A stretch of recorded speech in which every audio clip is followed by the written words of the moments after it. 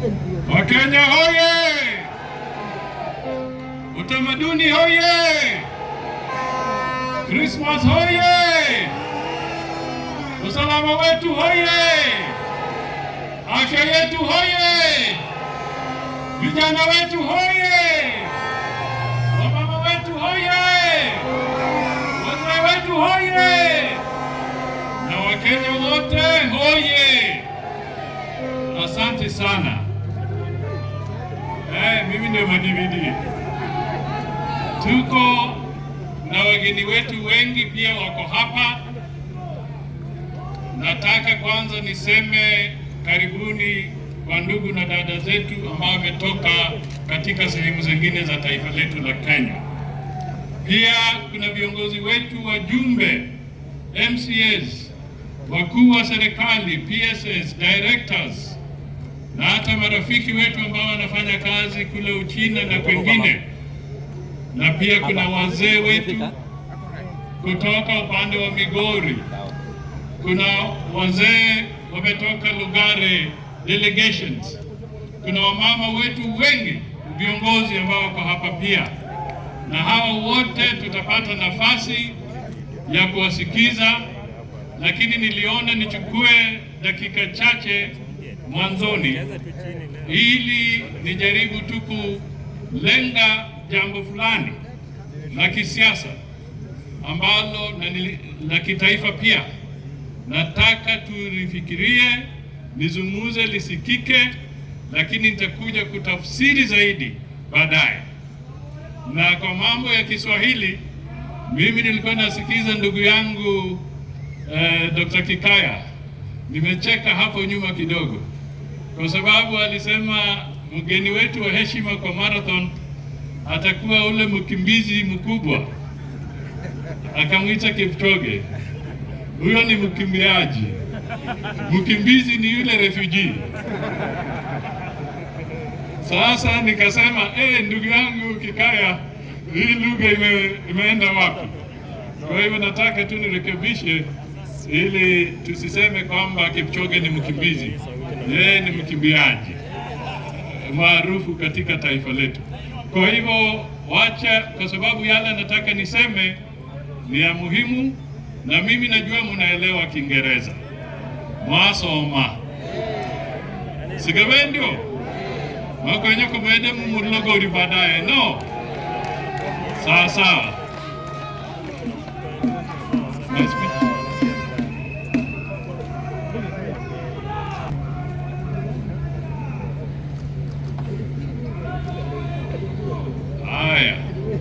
Wacha niseme haya kwa sababu ni ya muhimu sana na ni ya kitaifa, na tutakuja kuyasikiza vizuri tafsiri kwa Kiluya baadaye.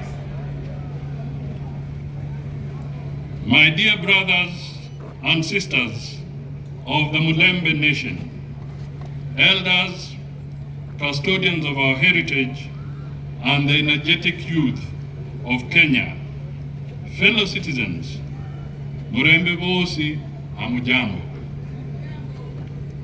It is a proud honor to stand on this venerable ground in Vihiga as we celebrate the songs and spirit of the Maragoli. Let us remember our strength is most formidable when woven into the national fabric of a united Kenya.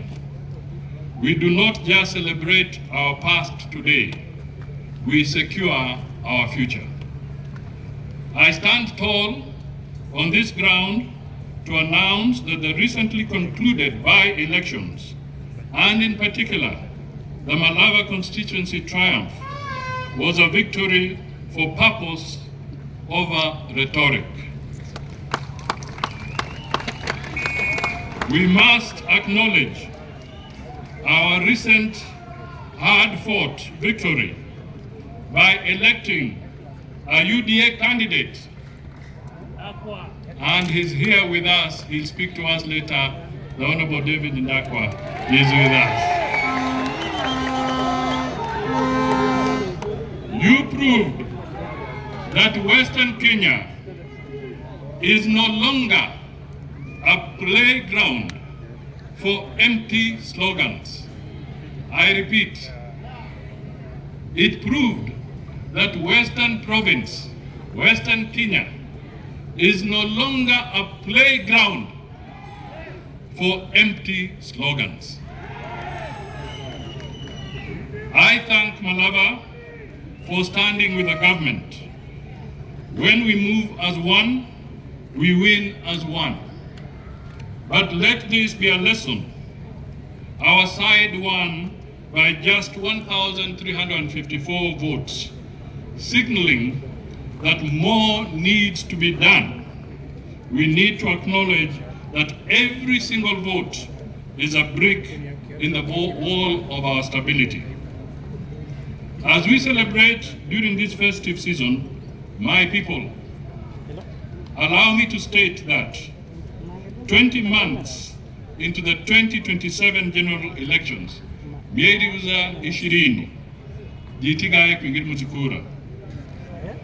a beckoning reality that 2027 is a referendum moment. Allow me to state, without fear of contradiction, that there is an imperative need for a constitutional review 15 years after the promulgation of the 2010 Katiba. As your leader and son, I must speak the truth about a looming constitutional storm. As a country, we are staring at a massive legal crisis where the 2027 election could be nullified before it even begins. Our 2010 Constitution demands boundaries review every 8 to 12 years. Our deadline was March 6th, 2024. We have passed it. We are now in a period of constitutional non-compliance. Here is the catch. You cannot have a boundary review without a valid national census. The 2019 census was nullified in 3 counties, namely Mandera, Wajir, and Garissa. The court ordered a mini census for the 3 counties to be conducted by January 2026, yani mwezi goza. So, here are the issues. The census deadlock here is that a patchwork census mixing 2019 data with 2026 data is a legal impossibility. There will be no valid population data. Therefore, it means that no valid boundaries, and subsequently, no valid boundaries mean no valid election. Notably, the structural benchmark bottlenecks is that our population has exploded, yet we are trapped in Article 89(4) of the Constitution that limited us to 290 constituencies only. Without a constitutional amendment, the IBC cannot give high growth areas the representation they deserve, and our protected constituencies face extinction. At the county level, there is equally a serious conflict between the 2010 Constitution that allows IBC to name, rename, reduce or increase county wards, when the County Governments Act limits wards to 1,450 only. This again traps us into providing fresh wards to cater for the increased population and needs for resources closer to our people. Having noted that legal landmines that may hinder the delivery of the 2027 general elections and risk the nation departing from our long-held tradition of holding elections every 5 years, allow me to also bring forth more reasons for a beckoning reality that 2027 is a referendum moment. Fellow citizens, through Kenya's National Dialogue Committee, NADCO, formed for bipartisan talks on electoral and governance reforms, identified issues that only you can resolve via a referendum. And you remember NADCO was formed jointly also with the entire opposition, including the late Raila Amolo Odinga.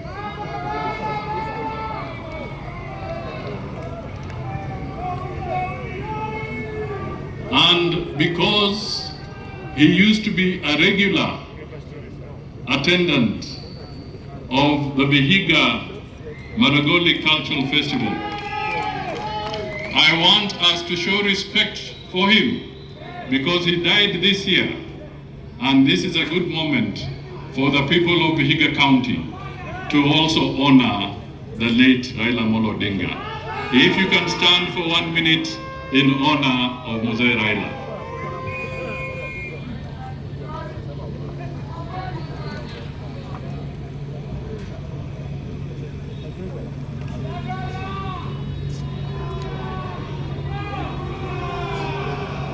Thank you.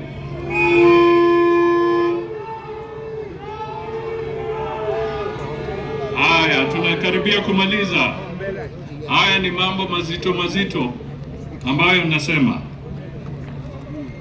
That NADCO report identified that we must entrench the NG-CDF, that is the CDF, in the Constitution. So courts can never again threaten the bursaries of our children. I here add with conviction that we need also to introduce a new development fund, namely the Senate Oversight Fund, to cater for the specific role played by senators in providing for devolution. That means we make CDF constitutional and we also make the Senate funds constitutional. As part of strengthening devolution and inclusivity, fellow citizens, we should also constitutionalize the proposed creation of the Ward Development Fund, which is also a necessary creation for MCS. The Ward Development Fund will ensure resources for water points, community halls, and other grassroots needs instantly. For a unified face of Kenya in government, we must formalize the office of the Prime Minister and the leader of the official opposition to ensure that every region sees its face in the mirror of government. On the same breath, fellow citizens, allow me to mention that a referendum in 2027 will give us an opportunity to completely solve the riddle of the two-thirds gender and its compliance, not merely as a constitutional requirement, but also as an act of fairness and inclusive democracy. A recalibration of our constitution will help us achieve this as well. Having said that, fellow citizens, allow me to make a clarion call that every one of our people must register and vote. Do not be the person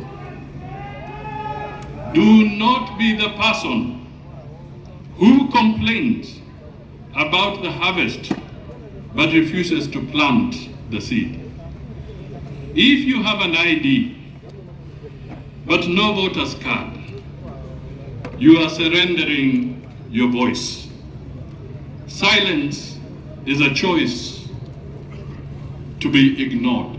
That means if you are quiet, you want to be ignored. No complaints without participation. No complaints without participation. To the youth, and on those numbers, we shall give you numbers of registration from the IBC a little later. Umboko has got some numbers, Umboko Vilemba. I have some numbers we shall share with you. To the youth, you are the nyota of this nation. Voting is your tool to demand jobs. Do not stay silent. Register now. To those in the cities, I urge you to register where you live and work. Your voice must be felt where you contribute to the economy. As I come to the conclusion, my people of Mulembe Nation, in 2022, we caused an earthquake when I joined President William Ruto. Earthquake! That unity delivered results. It is the reason that today we see affordable housing projects like the one in Vihiga coming up in every corner of the country, a more robust universal health care, an inclusive education system, the dualing of highways like we have started, ile barabara ya kutoka huko Mau Summit kukuja, tumepata tabu nyingi, watu wanakaa siku nzima masaa 10 kwa barabara. Tunataka hiyo barabara iundwe.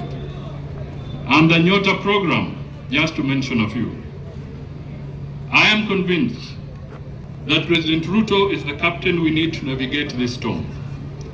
I urge the entire Mulembe Nation and all Kenyans, let us stand with President William Ruto for 2027.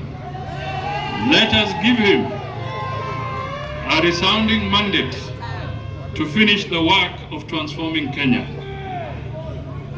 In conclusion, we act with unity of purpose, effort and spirit. We command the national table. Let us take the reliability of the Mulembe Nation to the ballot box to secure our roads, our schools, our children's future. But remember once more that no valid population census data, no valid boundaries review, hence no valid election. That is the law and not my words. We must embrace this referendum as a legal necessity to save our democracy. Mungu awabariki, Mungu abariki jamii zetu zote, na Mungu abariki Kenya. Asante sana kwa kunisikiza. Baadaye mtafsiri haya baada ya utamaduni na hotuba za wenzangu, tutatafsiri sana kwa Kiluya na Kiswahili. Asanteni sana.